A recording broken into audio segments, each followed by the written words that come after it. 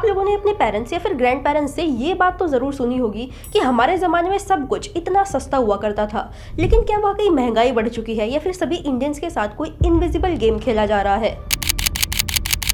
1990 के दौर में जो 10 ग्राम गोल्ड सिर्फ 3,200 रुपए में मिला करता था, आज उसकी कीमत 32 गुना बढ़ चुकी है। यानी कि वही 10 ग्राम गोल्ड 1,05,000 से भी ज्यादा में मिल रहा है।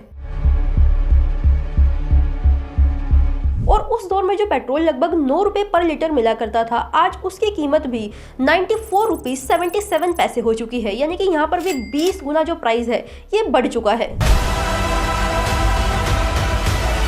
सब कुछ महंगा, तो पेट भरे तो भरे कैसे, सब्जी भी सब कुछ महंगा है, परिवार में कैसे पूर्ति होगी? सब चीज़ों का दाम बढ़ा है और पेट्रोल डीजल की वजह से हर एक चीज़ में दाम बढ़ा है, उसका असर हमारे घर चलाने में होता है। और सिर्फ इतना ही नहीं, आज के टाइम पर अगर आप सिंपल ग्रोसरी का सामान भी मार्केट में लेने के लिए जाते हैं, जैसे कि ब्रेड, फ्रूट्स या फिर वेजिटेबल, तो 500 पार इन्हीं में हो जाता है, जो कि पहले सिर्फ 15 से 20 रुपए में आ जाया करता था।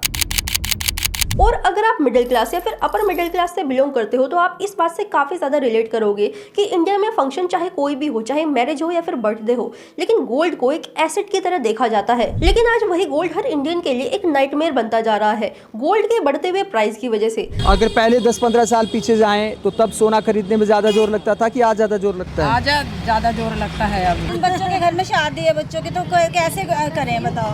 कोई गोल्ड कुछ खरीद नहीं सकते, कोई अंगूठी खरीदने भी जा रहे हैं तो वो भी 50,000 रुपए की एक छोटी सी अंगूठी मिल रही है। लेकिन यहाँ पर इससे भी ज्यादा हैरानी वाली बात यह है कि गोल्ड का महंगा होना प्रॉब्लम नहीं है, क्योंकि देखिए आपको ऐसा लगता है कि गोल्ड महंगा हो रहा है, but the reality is totally opposite. और अगर आपकी फैमिली ने भी बैंक के अंदर पैसों को एज अ सेविंग रखा हुआ है, तो मैं यहाँ पर आप लोगों की जानकारी के लिए बता दूं कि इन्फ्लेशन उसकी जो वैल्यू है रोज चुरा रहा है, क्योंकि देखिए जो बैंक इंटरेस्ट है ये इन्फ्लेशन को बीट ही नहीं कर पा रहा है। रुपीज धीरे धीरे अपनी वैल्यू को खोता रहता है, जिसकी वजह से हम लोगों को ऐसा लगता है कि गोल्ड का जो प्राइस है ये बढ़ता जा रहा है। लेकिन रियलिटी यहाँ पर यह है कि गोल्ड का प्राइस नहीं बढ़ रहा है, बल्कि इंडियन रुपीस की जो वैल्यू है ये पिछले 50 सालों में 95% कम हो चुकी है, जिसकी वजह से हम लोगों को ये लगता है कि गोल्ड का प्राइस बढ़ रहा है।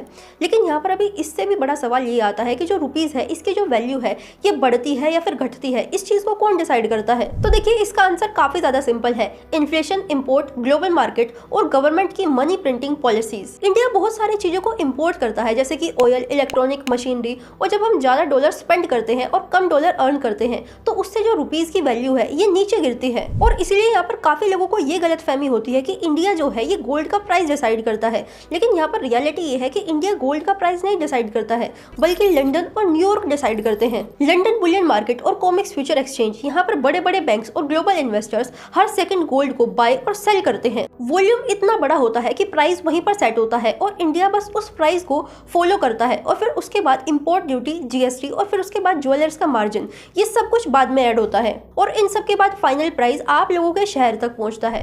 अब देखिए यहाँ पर गोल्ड के बारे में एक ऐसी बात है जो जानकर आप लोग अपने एंसेस्टर्स को थैंक यू बोलने वाले हैं, अगर उन्होंने आप लोगों के लिए गोल्ड सेव करके रखा हुआ है। देखिए बड़ी बड़ी कंट्रीज जैसे कि इंडिया, रशिया और चाइना ये अपने गोल्ड रिजर्व को धीरे धीरे बढ़ा रहे हैं। अब देखिए ये वही इंस्टीट्यूशन है जो कि करेंसीज को मैनेज करते हैं, लेकिन उसके बावजूद भी ये करेंसीज के ऊपर ब्लाइंडली ट्रस्ट नहीं करते हैं। अब देखिए अगर ये इतने बड़े इंस्टीट्यूशन होकर करेंसीज के ऊपर ट्रस्ट नहीं करते हैं तो फिर आखिर आम आदमी क्यों करे? और सेंट्रल बैंक को इस बात का बहुत अच्छे से पता है कि जो करेंसीज है अगर ये पावरफुल होती है तो ये वीक भी होती है। अब देखिए यहाँ पर इसी की वजह से जो डेथ है ये बढ़ता रहता है और इन्फ्लेशन आप लोगों की जो सेविंग है इसको धीरे धीरे खाता रहता है। लेकिन गोल्ड एक इंश्योरेंस की तरह काम करता है, जब जब मार्केट के अंदर इन्फ्लेशन बढ़ता है तो जो लोग है ये गोल्ड की तरफ भागते हैं, क्योंकि गोल्ड सेंचुरी से अपनी पावर को होल्ड करता आ रहा है। इसने रिसेशन देखी, इसने वॉर देखी, इसने पैंडेमिक देखा, लेकिन उन सब के बावजूद भी इसकी जो वैल्यू है ये हमेशा बढ़ती ही आ रही है। और ये कोई मिरेकल नहीं है, जब जब दुनिया में अनसर्टेनिटी आती है तो जो लोग हैं ये हमेशा सेफ एसेट्स की तरफ जाना पसंद करते हैं।